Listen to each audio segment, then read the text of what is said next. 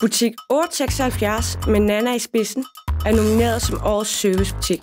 Hos 876 er service ikke bare en opgave, det er en kultur, og den starter kun ét sted, nemlig hos butikschefen Nana.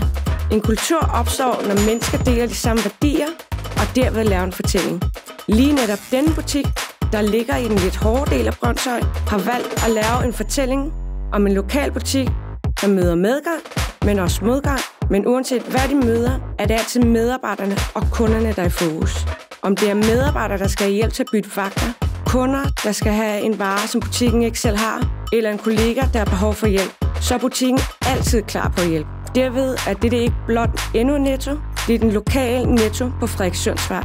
Alt det er skabt på nogle sunde holdninger og værdier for butikschef Nana, som resten af Distrikt 15 også får stor glæde af.